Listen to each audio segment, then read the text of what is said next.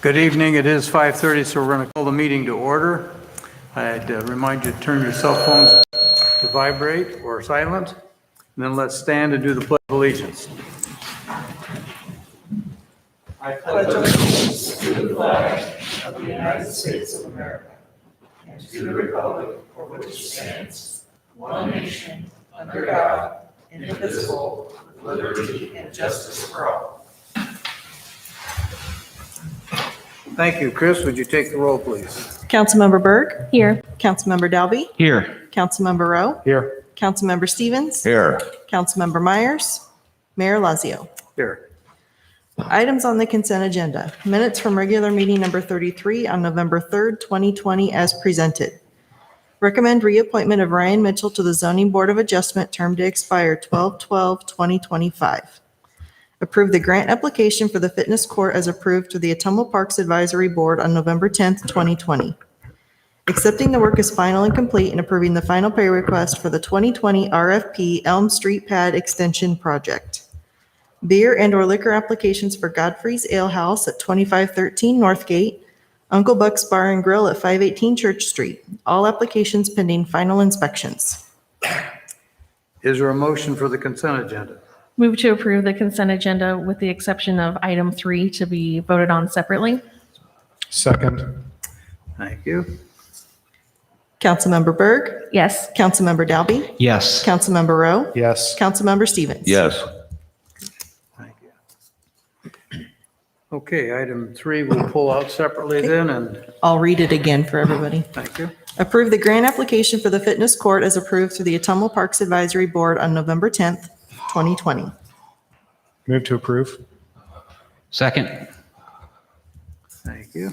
Councilmember Berg. Abstain. Councilmember Dalby. Yes. Councilmember Rowe. Yes. Councilmember Stevens. Yes.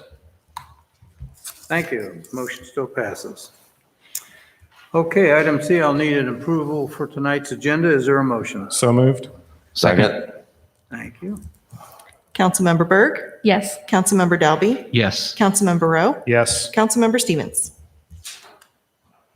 Yes. Thank you.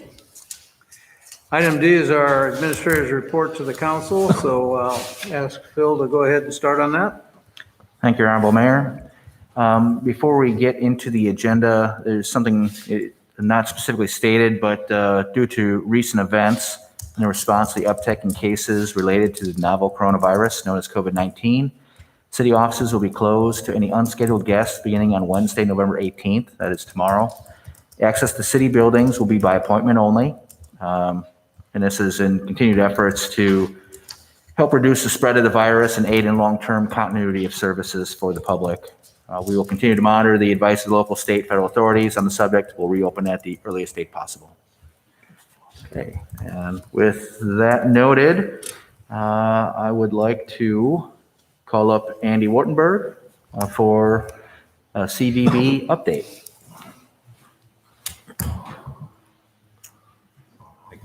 Good evening, Andy. You have the floor. Thank you. Good evening. Can everyone hear me okay?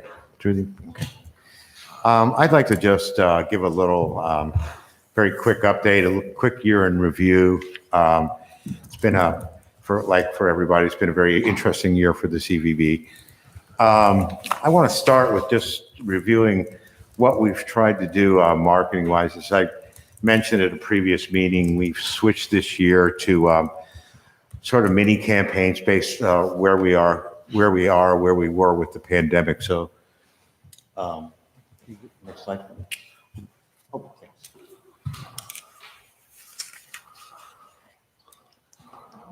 So we started off last April, of course, as you remember, with our Hometown Heroes campaign. This is when we were first asked to go home. Basically, really couldn't ask people to come and visit. We wanted to just make people feel good about everybody. So you can see some of the things we did there. From there, so then we switched to our second campaign, which we launched in May, which was We Miss You, See You Soon, and basically highlighting attractions, amenities here in Ottumwa. Hope to see you soon. And on June 1st, we actually came and rolled out a 3-month campaign basically said, things were looking a little better at that time, as we all remember. And most of the CVBs, including ours, decided to go ahead and actually pursue business right there. So you can see the messaging points, which we've talked about at a previous briefing. From there, we launched a fourth campaign in September. Basically, this was a Rediscover Fund in Ottumwa. The idea being that we were really targeting people in Iowa. I don't like to use the term stay vacations. We've all heard that because that implies you're only here for the day. And finally, November 1st, we launched our fifth campaign, which was we need a lot of Christmas right this very minute in Ottumwa. And what we're doing, this is exclusively a video campaign on social media featuring local businesses. You can see that's from Martha's Nook and Cranny. We're basically doing Facebook Live and interviews on YouTube on this. And what we're doing is we're supporting this with a remarketing campaign. And for those not familiar with remarketing, it's basically looking at people who visit our websites and flagging them to other websites they may go to, i.e. the Des Moines Register, which will drive them back to our website. We also have done, we will be doing a limited amount with the Iowa Tourism Cooperative Partnership, specifically Facebook Live, and also an influencer campaign later in the spring. And finally, we've done some content upgrades to the website. If you go to our website, we used to have a Discover Southeast Iowa. We've changed that to itineraries. It's called Your Weekend in Ottumwa. And basically, we're going to have 5 or 6 different seasonal itineraries for different niches like history, food, family fun, outdoor fun, things like that. Obviously, our advertising budget, we're being very careful with that right now, as is every other CVB across the state, across the country, really. Regarding group business, some good news and bad news here. The first two you see on the list there, Professional Developers of Iowa, American Planning Association, they were scheduled, we won this business. PDI was scheduled to come here in 2020. APA was scheduled to come here in 2021. Obviously, they were canceled. PDI is now coming in 2021, and the American Planning Association is coming in 2022. So we're able to keep this business. Some things we were able to do is the fly-in. I really wanted to mention the fly-in because this is really, and I would call this a kind of an underrated, under the radar event. The fly-in at the Antique Airfield. It's not open to the public, but it generates a considerable amount of room stays and extra money in the community. Most of the fly-ins around the country and the world were canceled this year. This was so this was the largest event of its kind actually in the country. And we do a lot of work with them to make sure it's a good event. We were also able to do the Iowa Missouri Ford Club show in August. We did an economic impact survey had an impact about $50,000. The good news about this is next year they've committed to coming back here, but they're going to switch from a 1 to 2 day event. So we should get more room stays out of that. We are also planning what's called a virtual fam trip. Basically, we're going to host people here virtually. And finally, we will be doing a YouTube campaign starting hopefully in January. Do you ever get on YouTube and you notice those very aggravating 20-second spots before you get to the actual video you want to see? That's going to be us. You remember the group's video we did. We're going to do a bridge version of that. We have asked for funding for this from the Iowa Tourism Grant Program. If we don't get that, well, we do have other funding in place. The question for us is, when do we actively pursue groups again? The timing of this is not right now. My hope is that by the first of the year, we can start really actively pursuing groups. In my eyes, it's not only a question of where we are, it's a perception of where we are. And that's where meeting planners are going to start looking at coming to visit us again. Something that came up at a meeting I was at today is, is everyone going to get so used to virtual platforms, they're not going to want to come here? Are they going to have virtual weddings, virtual conferences? I don't believe that. I believe that people are going to be itching to get out and have human contact. So as soon as we can, we're going to go after it aggressively. I'm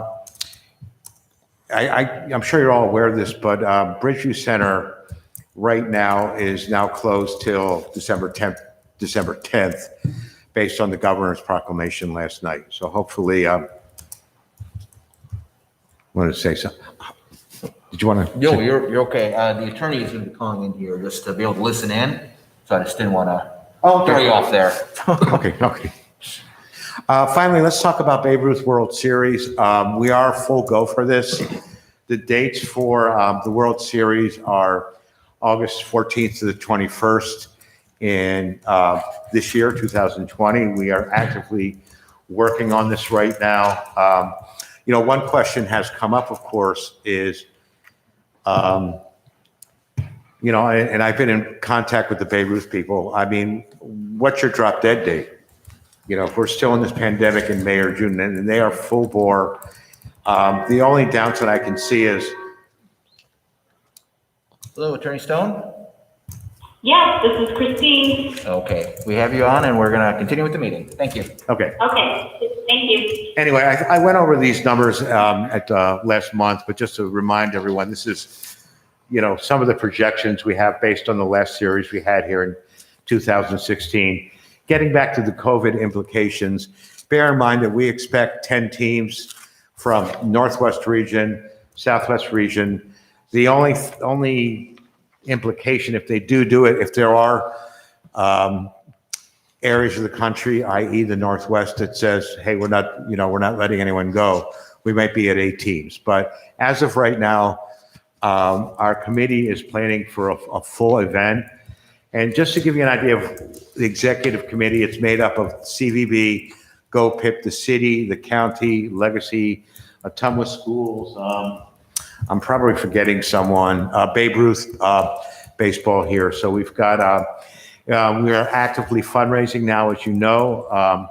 Our facility, we now have a clear idea of what needs to be done to our field operations. That involves getting all the kids here, getting the hotels, headquarters. They're going to need a headquarters. And that's probably going to be at the Babe Ruth field. Marketing PR, which is going to be handled really out of the CVB office. A lot of things to do there, including, souvenirs, developing a program book, things like that, organizing events. Just so you all know, the tentative plan is the kids will probably arrive on the night of the 12th, and we're hoping to have a parade for them on the afternoon of the 13th, would be a Friday. And obviously, we still need volunteers to help us with all these things. This is a lot of work, so I would urge anyone who's interested to know, anyone who's interested, please let us know. But I'm very, very pleased with the progress with our fundraising and with all the things we're doing right now. So finally, I want to talk a little bit about rebranding. You can see I put up some different logos there. It is the opinion of the CVB that our Let Us Surprise You logo needs to be rebranded. Most destinations will rebrand every 4 to 5 years. We believe that this reflects a different time, and it's time for us to really not only talk about what we're doing, but what we've accomplished. So what we're doing is working on several things. We're working on a new tagline. We're working on a new logo. We're working on an implementation plan for the rebranding. And hopefully within the next month, we'll have some clear ideas of what we come up with, which we can present to the council as well. I do want to mention something to keep in mind, and something we've had a lot of discussions about, is a lot of destinations, we'll have a different brand or tagline or logo, whatever, for their visitor platform as they will for their city or community platform. So that's something we're looking at as well. We have been in contact with some consultants, but my feeling is we have enough brain power here that we can probably do that without having to spend $12,000 to $15,000 for a consultant. So please stay tuned for that. We're actively working on that right now. So finally, where are we right now? I took a look at some STAR data, and you can see right there where the state is right now and where we are right now. We're doing a little bit better. I think a lot of that can be attributed to some of the construction that continued through the pandemic. My projection is, and you can see though, despite that, we did have a good, our last hotel tax disbursement was actually a little bit up from the year before. Our next disbursement is due to be made or due to be announced, if you will, on November 24th. And that will be for the summer months, for the first quarter, July, August, and September. I expect that may be pretty decent based on the fact that we had visitors, we had groups. I think the one that's going to be a little more dire is the next quarter, our second quarter here. So we'll have to see right now. So anyway, that's a brief synopsis of where we are right now. Does anybody have any questions, comments? Okay, well, thank you so much for your time. Thank you for the good update, Andy. Thank you. Appreciate that. Good job. Thanks. Okay. And next up then, the Finance Director, Kayla Mulder, will give an update from Mark J. Becker and Associates on the retiree post-65 insurance.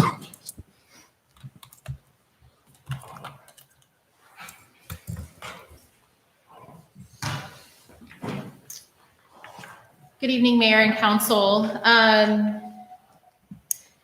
Before giving an update on our consulting group and the benefits levy, I wanted to just take us back 9 months and remind everyone why we're actually looking at the benefits and the benefits levy specifically.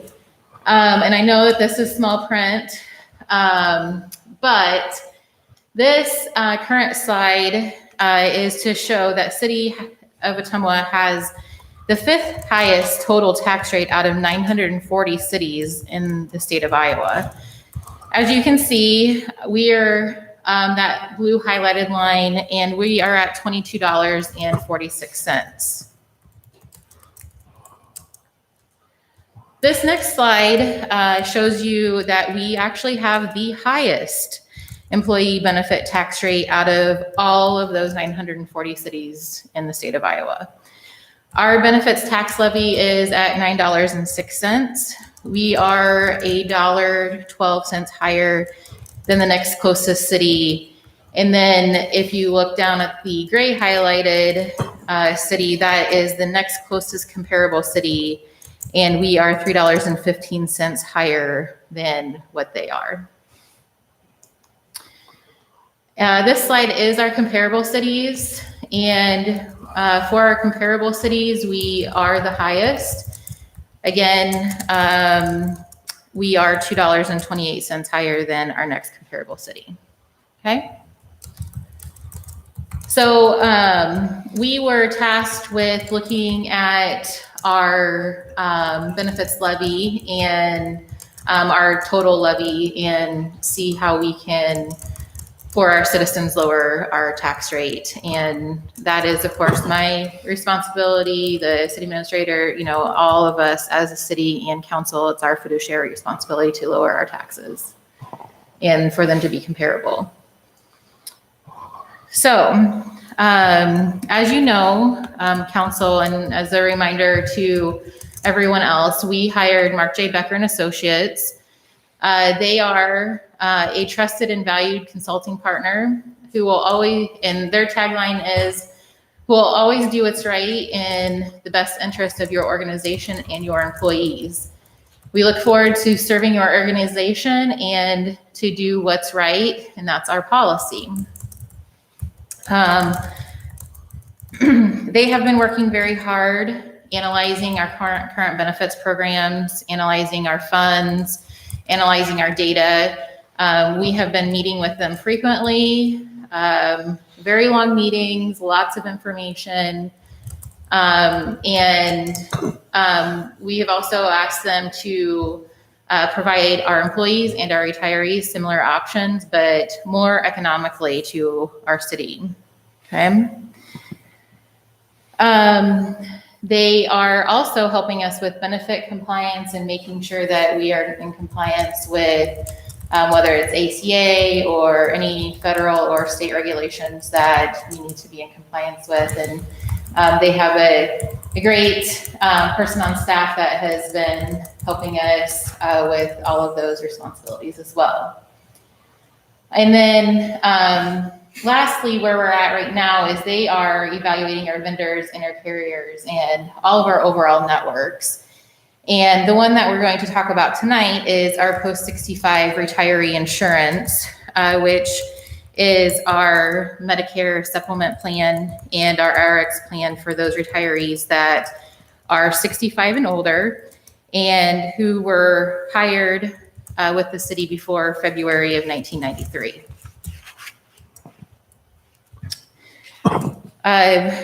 Mark J. Becker and Associates, MJB&A, and the city has received a Medicare Advantage rate from Humana, and this condenses both of our post-65 retiree plans into just one plan.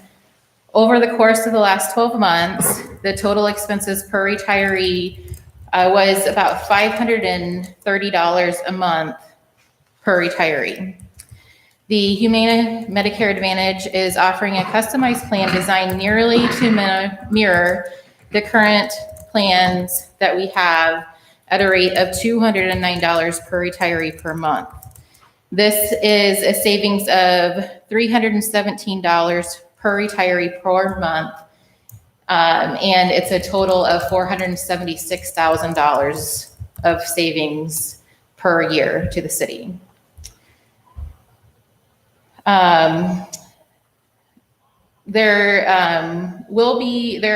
So right now, our retirees are paying $102 a month with the current plan, and the total plan is $530 a month. So the city is paying the difference between that $530 and the $102.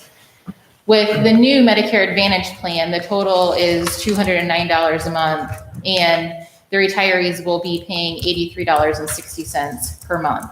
Also, Humana has agreed to waive the deductibles from March 1st to December 31st of next year, so there will not be any out-of-pocket deductibles for our retirees during that time. The deductible would come back into play January 1st of 2022. The earliest that Humana could implement the plan would be March 1st, and we would have to make a decision and give them an answer by December 1st.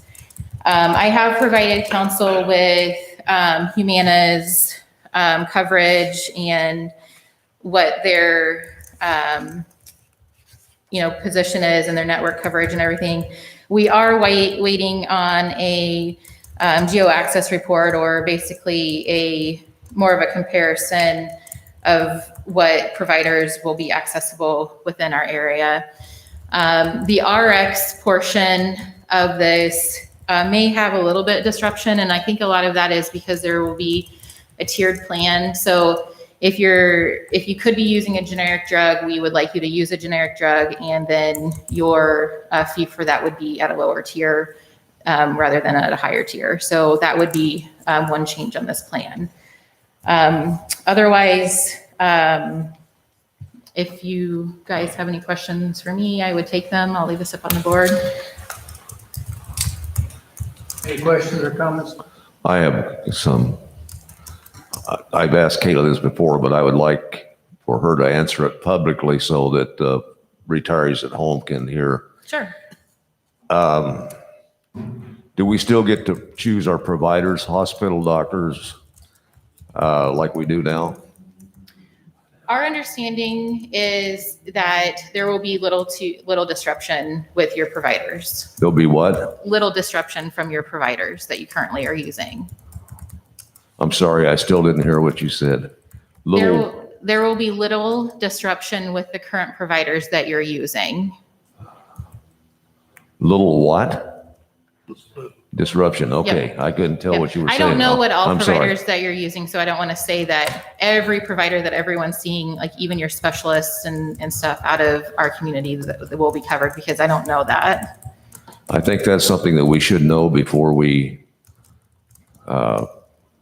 before Friday, when the vote's taken. I'd like to see a comparison on items as compared to what we have now compared to Humana on different items. And I think Phil had mentioned this sometime this week, that you requested that or was going to, or?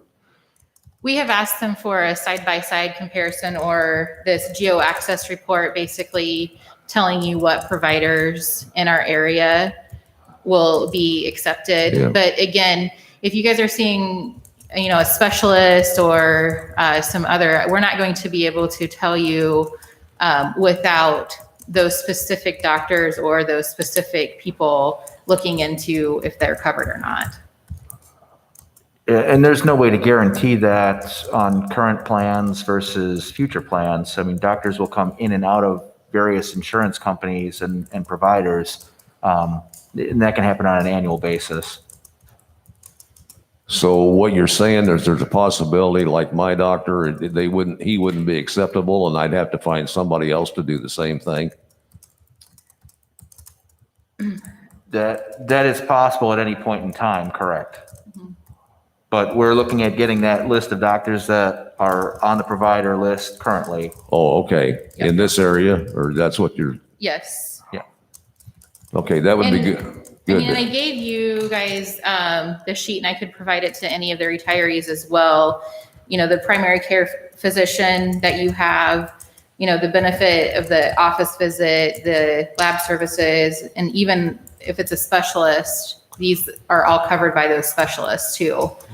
So again, this is pretty much the mirror image of what your guys' current coverage is, this 6-page report. So this is from Humana to mirror what your guys' current coverage is. Okay. And it's, saying that, 100% is covered, after your annual deductible, but you will not have a deductible next year. Okay. Is there any way to get this information that you're talking about to our current retirees, to get it out to them? Yeah, we, after we have our special meeting on Friday, we will be sending out a letter with all of the information. And MJBNA and Humana have offered to be available to all of our retirees for any questions. Obviously, it's harder to meet in person, but we can set up meetings for all of our retirees that are on these plans to answer any questions, or if they have specific doctors that they want to know if they're covered, we can look into that. Can you do that before we vote on it? Or We they probably- vote on it? I won't be able to vote on it, but, We probably won't have time to do that before Friday or before December 1st even. But before open enrollment is ended, we will be able to look into that before then. so that they won't know exactly what they're getting until after the fact. Again, we're pretty confident in our consulting firm that they have given us a very lucrative plan that is almost a mirror, if not a mirror image of what you guys currently have. Yeah, so the goal of what they were looking at, they looked at first what we were offering and what the different levels of employee groups were getting. And then they were looking at going out into the market to see if they could provide, that similar type plan at a reduced cost. And that's what they were looking at and going out to various companies. And Humana was one that said, we can offer those things and it's at this price. So that's one of the things that they did. And this is probably our smallest group of employees right now? We have about 125 people that are on this plan. Oh, So that's some of lovely. those Okay. are retirees and or spouses. Okay, and so that's looking at, how can we take the long-term impact to be able to reduce that, the levy, the cost to the employer, us, but also to the individuals. And if you look at the, saving $20 a month on the individual, what they're paying, that's another $200 a year. And then also saving that for the city so that we can roll those savings into the other services that we're able to provide and maintain the other levels of benefits and employee wages and things that we have currently. I'm impressed with what you guys have found and what you're doing. I have no problem with that, but there's seems to be some unknowns there yet. You guys are confident, but Yeah, I mean, and if any retirees want some of this information, I'm more than happy to provide it to them. We can put it in the council packets. I can email it to them. They can stop by. But we have a 6-page report on what Humana is covering. And I mean, again, it's 6 pages long of what they will cover at 100%. And unfortunately, one thing that we can't guarantee is we can't guarantee that all providers are going to be available even on the current plan. I mean, people leave the area for various reasons. When the Affordable Care Act went into place, there were providers that opted out of participating in certain insurance programs. So there really is no way to guarantee that people's current providers will also be available outside of this period. And we're looking at from March to December, I guess. Yep. And at that point, people may switch different insurance companies, providers, whatever else it may be. And so it's about a 9-month period that we're looking to cover. That gives us, a pretty good savings going forward there too. And I want to point out too that MJBNA did take into consideration where all of our retirees are at. They had a map of their current locations, whether, they're in Arizona now, Florida. We had a couple of people in Nebraska, I believe. They've looked into all of those current networks and what would be covered in those networks that they are currently living in, or maybe they're snowbird at those locations as well. what I was thinking about, and maybe this is not even a good question, but like if I go to my doctor and they then say I switched insurance, here's my insurance card, and they look at it and say, oh, we don't take this particular insurance, you got to go somewhere else. That's scary to me. Sure. I mean, it could be a situation where that doctor would be an out-of-network doctor, so they would still take your insurance, but it would be an out-of-network situation instead of an in-network situation. But again, we're pretty confident that most of your primary care doctors will be covered with this plan. It might just be some of those specialist situations that we aren't sure about that we would need to be able to have their information in order to look it up. And it's also part of the reason for that lag time. Like we have to have a decision by December 1 to have it effective March 1. Yes. So if there is time to get the information out to people, to have them be able to check with the providers. Hey, here's what we're switching to. Will you still take this? Yeah, those kinds of things that are available too. Yep. I understand. And MJBNA and Humana both will be available to help all of our retirees with those questions and those decisions if they need to be made. Okay, thank you. Question and comment. Yes. Question first. The thing that you were saying that retirees could come in and look at, Yes. is there any way that tomorrow we could post that on the website by chance? That way people could look at it if they wanted to? I think so. Yeah. I think we could, I think we can just put it on our website. I would assume so. Yeah. I mean, if anybody Well, was if- curious about it, they could do that. It could be in our packet, right? I may not have the packet ready by tomorrow, though. Oh, okay. So anyway, Yep. just something to think about. Sure. Comment. I think this is a perfect step in the right direction. This has been clearly not something that we haven't talked about for the past several months. You know, the insurance programs are burying the taxpayers with what we're paying. So the fact that we're moving in the right direction, you know, $476,000 says a lot to me, and that's just one small piece of the pie. So, and we all know insurance costs are going to go up year over year. They're never going to go down. So I don't know how long it's been since we've actually looked at the insurance programs, but I think that it's high time that we did do this. And I think that we need to go across the board with all the insurance programs that we're offering to make sure that we're getting the most bang for our buck. The employees of the city are getting the most bang for their buck. I'm really happy to see that not only is the city saving money, but the users are saving money as well. I have a feeling that if we looked at the other insurance programs, we would see that in those programs also. Sure. Thank you. Yeah, I mean, that dollar amount for the annual savings is about 75 cents on the benefits levy that would be able to be either completely reduced or, you know, used for debt service or capital improvements or something else that we are desperately in need of. Well, and, you know, I think that everybody's goal is to make sure that we're driving down the Yes. tax rate as much as Absolutely. possible for the citizens of the community. So again, I think this is a great step in the right direction. Yeah. And we are continuing to work with MJBNA on, you know, analyzing all of our plans and making sure that we are offering all of our employees the best benefits that they have, that we are, you know, ACA compliant, you know, preventative care, all of those things we are looking into for our employees.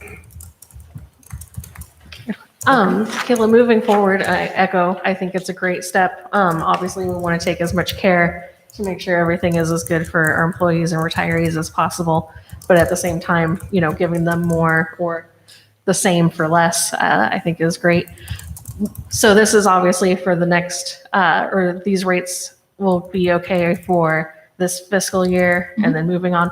What's the process then moving on after next year? Do we use that same consulting firm, or is there, you know, are those expenses continuing on, or how does that work? Sure. That's a great question. You know, it had been many years since we had taken any of our plans out to the marketplace.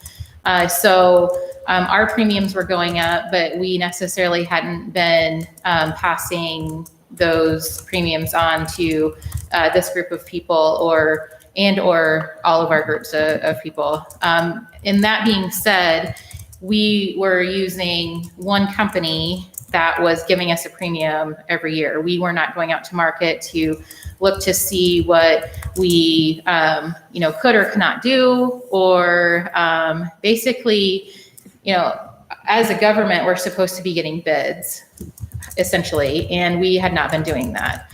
So MJDNA will continue to do that on an annual basis for us. They will make sure that we're covering our employees with the best care that we can, so we're in compliance, and also, like I said, with all that preventative care. But yes, they will be helping us go out to market, if you will, get bids on our plans on an annual basis. Kayla, I had a question and a comment, but I'm going to skip the question because you answered it already. I just have a comment. This is a huge difference in the amount of what we were paying before. It's basically, you know, over half. And to get the same kind of benefits when you take that kind of stuff and cut it in half is pretty amazing. But it leads me to my last point. I want to say thank you to you and the work you've done. You said at the beginning of this that it is a financial person's responsibility to be fiduciary responsible and to bring taxpayers the best service for the value. I'm highly disappointed in the fact that this wasn't done before. I think we've let taxpayers down. I think we've, by not doing this, and I'm so happy to see that you found this savings.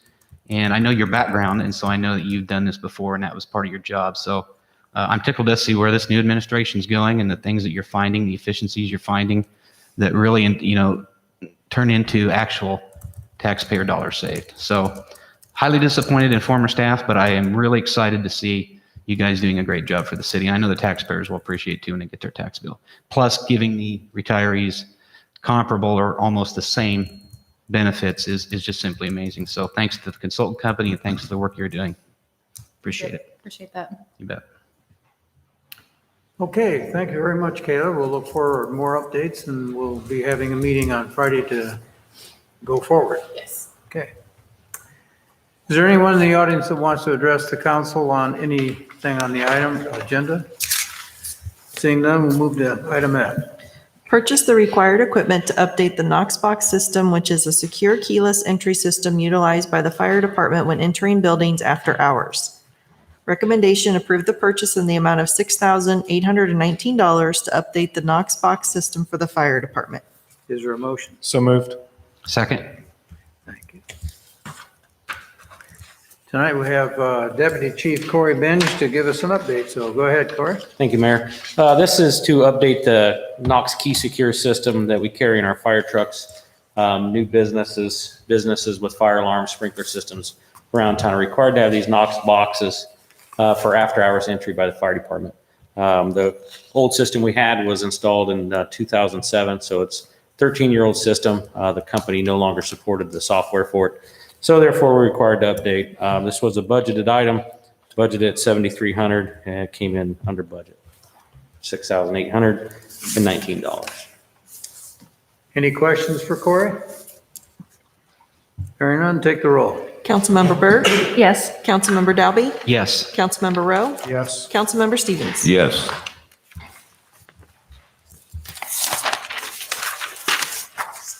Resolution number 238, 2020, removing a special assessment applied to a vacant lot 1033 West 2nd Street, parcel number 007413510017000 on resolution number 284, 2018. Recommendation: pass and adopt resolution number 238, 2020. Is there a motion? Move the recommendation as presented, Your Honor. Second. Thank you, Mark. Good evening, Kevin. Go ahead. Thank you, Your Honor. The city assessed mowing costs of $650 against this lot in 2018. Since that time, the city obtained the tax deed for the lot and received an offer from Elliott Oil Company to purchase it for business expansion. The city requested the county to remove the back taxes on the lot, and this resolution will allow the county to move forward on that.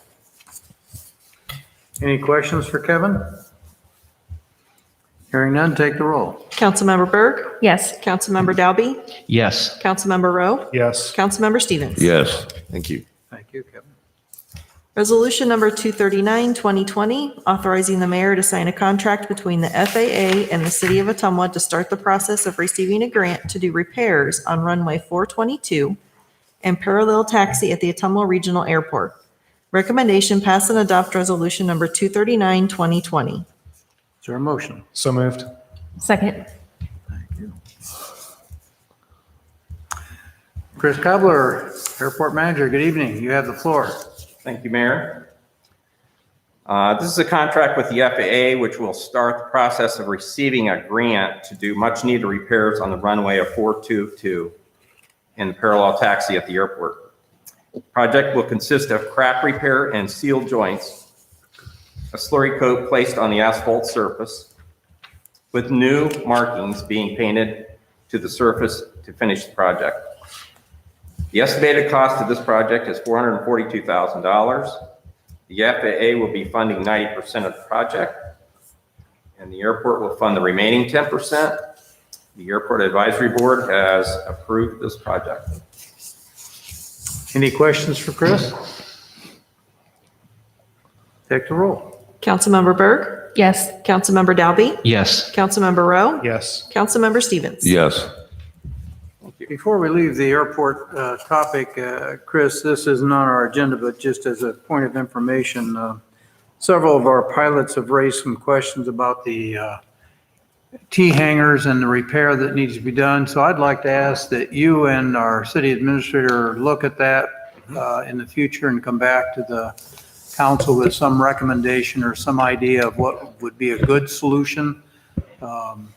They had several ideas, and I think we need to probably get your input and Phil's, and then perhaps Mr. Seals from Public Works too, so that we get this, we've got a nice runway, we've got a good airport, we want to keep our pilots happy, and I think this would be a good time to finish the project. Sure. Some of these improvements that you're talking about is on our capital improvement plan for this year.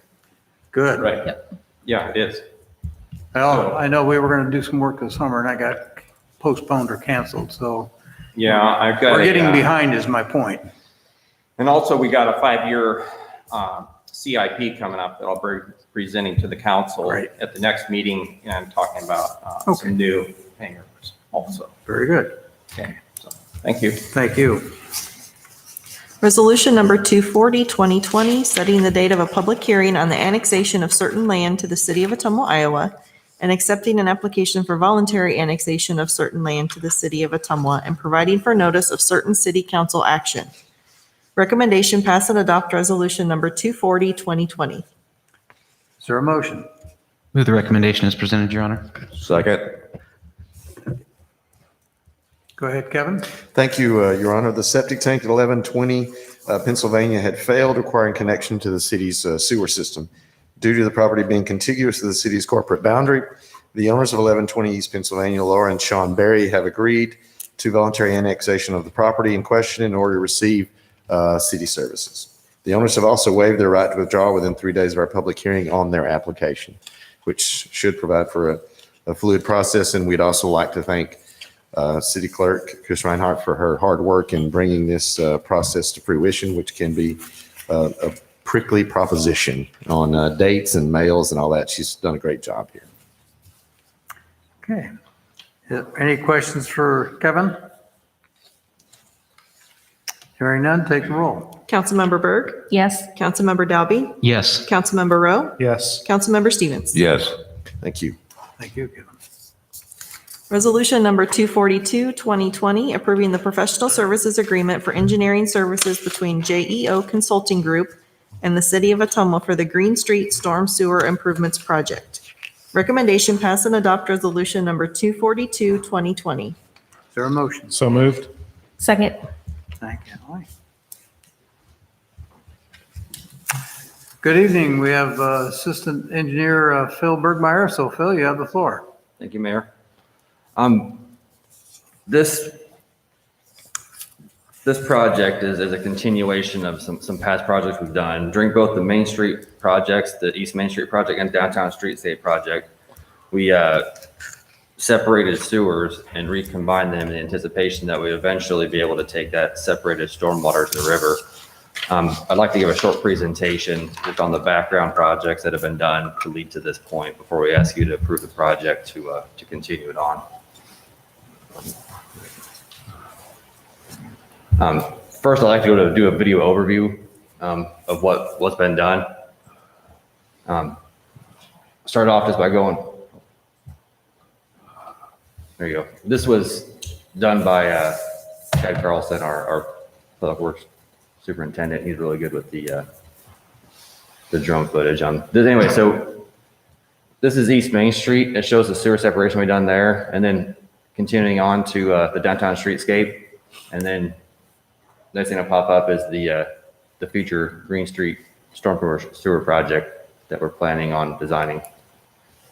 And it shows you where we stubbed out from that Downtown Streetscape project in anticipation of connecting onto it as we go down the river. Now, back in 2015, when we started East Main Street, we separated the sewer with the anticipation that someday we'd eventually be able to make it to Green Street in order to take this separated storm sewer out to the river. He's flying northwest along Main Street here towards the Jefferson Street Bridge.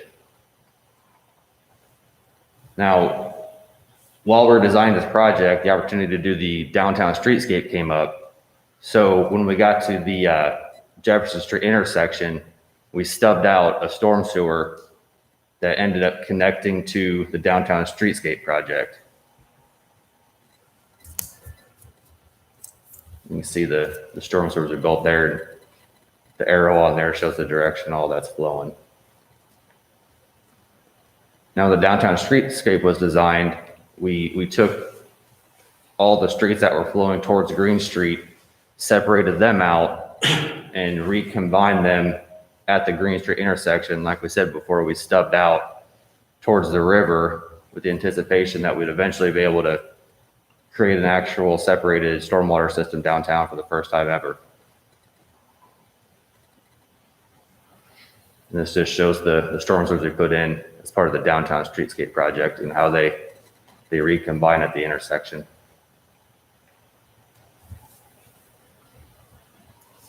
And now you're looking down at Green Street with Main Street going east and west there. And it shows what's already in there and what we anticipate to be designed. And he'll pan up towards the river there.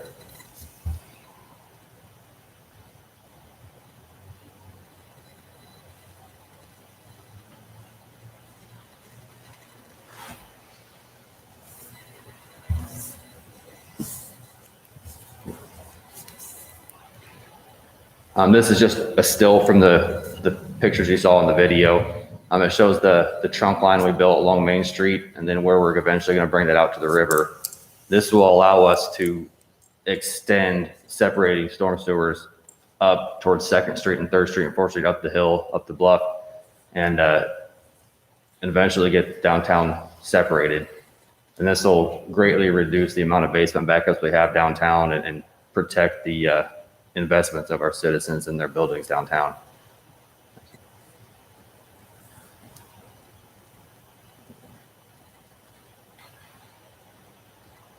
Now this is the project we want JEO to design. It's going to include a 42-inch gravity pressure sewer going alongside Green Street. They'll be tasked with dealing with the Corps of Engineers and the railroad in order to get permits to bore under the railroad and get through the levee. It'll also involve a full depth, full width reconstruction of Green Street, including sidewalks. And it'll be a total of $137,120 for the design contract.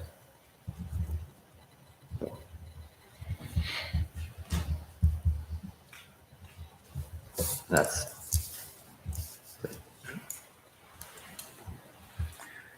Any questions for Philip?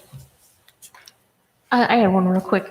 With doing a full reconstruction, are you thinking of trying to do a trail connector off the trail there to the downtown? I know talked long-term on 2nd Street being maybe a bike lane area in the future.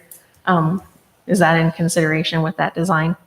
We haven't got that far in the preliminary design, but that's definitely a possibility to get people off the levee trail and into downtown right there. It's a good spot for it. I just thought if already doing it, then, if it's already happening, that'd be a good thing to look at.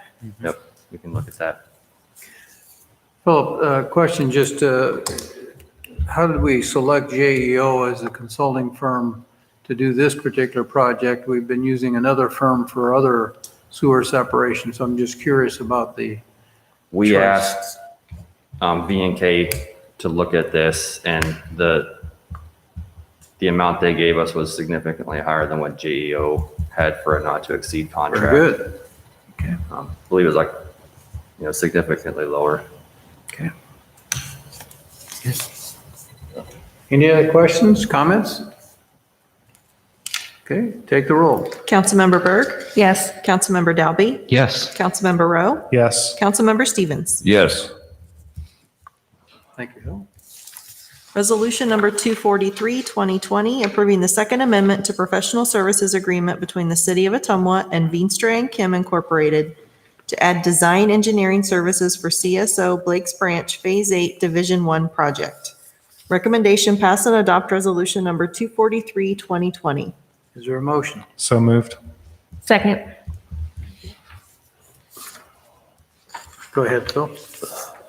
Okay, I want to start off this one as well by giving you a background of what we've done so far with the sewer separation, and then get into what we're asking you guys to approve a design for in the future. And again, we'll start off with the video.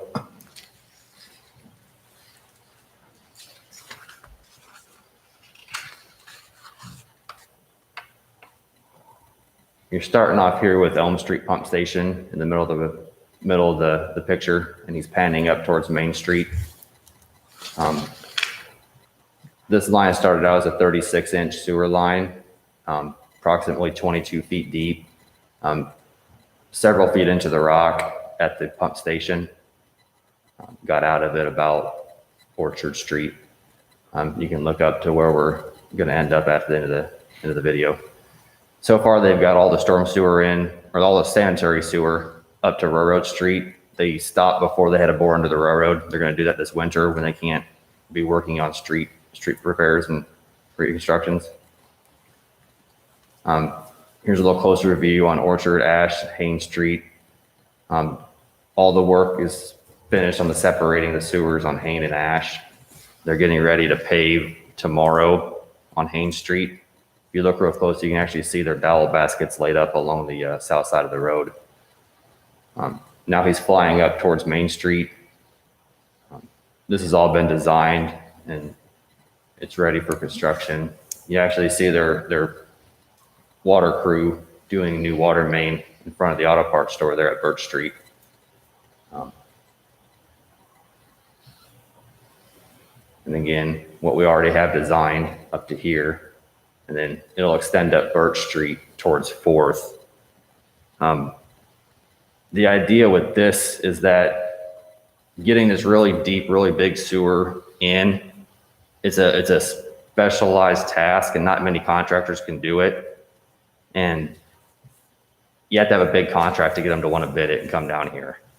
So by extending this contract and getting the design finished to extend it a little farther north, we can keep Langman here and also open up some side streets for local contracts where they can extend this backbone upstream to individual houses. Now this is just a preliminary idea of what they want to do. The orange line is already designed down the bottom there. The red line is the new sanitary sewer. It'll extend up Birch towards 4th and then over to Ash. Again, like I said, this is a big lines, they're deep lines.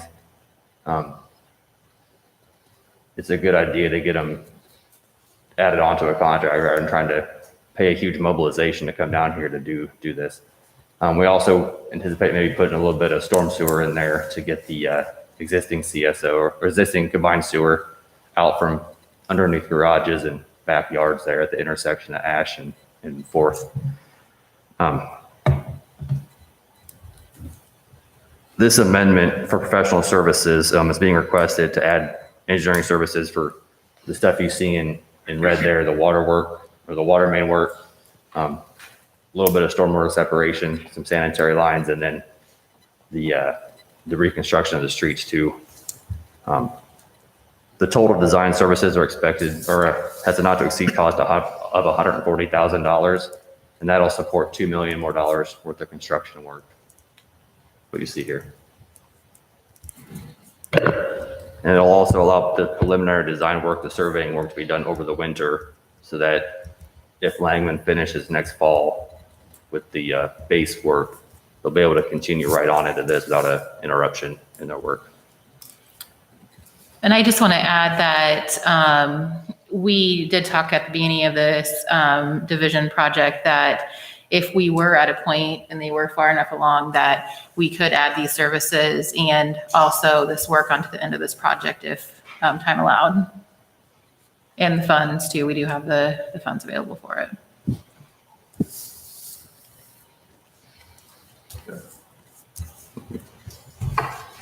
Good job. Any questions for Phil?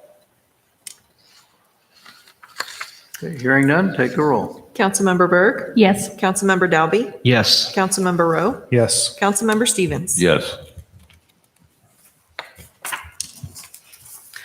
Ordinance number 3178, 2020, vacating 3 parcels of land located within Wildwood Park in Ottumwa, Wapello County, Iowa. Recommendation pass the first consideration of ordinance number 3178, 2020. Is there a motion? Move recommendation A is presented, Your Honor. Second? Kevin, go ahead. Thank you, Your Honor. This may seem a bit redundant and be familiar because not too long ago, we had did these dispositions of these lots through resolution. In the future, we will be doing such dispositions through ordinance. It's a preference of our city attorney. You can do it either way, but I agree with our city attorney that it is better that we do these in the future by ordinance. So we're basically bookending what we did with our resolutions, which we had our public hearings there previously, with this ordinance action. And again, we will be acting on the auspice of ordinance from here forward, I believe, in such dispositions in the future. Any questions for Kevin? Hearing none, take the roll. Councilmember Berg? Yes. Councilmember Dalby? Yes. Councilmember Rowe? Yes. Councilmember Stevens? Yes. Thank you. Waive the second and third considerations, pass and adopt ordinance number 3178, 2020. Is there a motion? Move the recommendation as presented. Second. Thank you, Matt. Okay, take the roll. Councilmember Berg? Yes. Councilmember Dalby? Yes. Councilmember Rowe? Yes. Councilmember Stevens? Yes. Thank you. Item J on our agenda, we always allow for public input from the audience. Seeing none, we'll move on to item K. Couple of comments, and then certainly want to give the council a chance too if there's anything that you want to bring up. I thought we had a very successful planning session on Saturday morning at Bridgeview, and thank Administrator Phil Rath and Liz Hanson for directing that. Tomorrow night, or excuse me, Thursday night, there is a E911 meeting at the Law Center at 7 o'clock. I usually attend those on behalf of the city. Thursday at 4 p.m., Public Health Nursing and Emergency Management are going to be doing a presentation here on GoTV with the talking points about public health and the governor's recent mandates. I think the staff and the public should be aware too that Friday, Mary Lou Donaldson is going to be retiring after 23 years with the city, and we're going to recognize her down at the Law Center Friday morning. And then remind the council, we will have a special meeting on Friday at 12 noon here at the Chambers to talk about insurance. Any comments, questions, or suggestions from council? Phil, anything from you? No. Okay, then I would entertain a motion to adjourn. So moved. Second. Thank you. Councilmember Berg? Yes. Councilmember Dalby? Yes. Councilmember Rowe? Yes. Councilmember Stevens? Yes. Thank you and good night.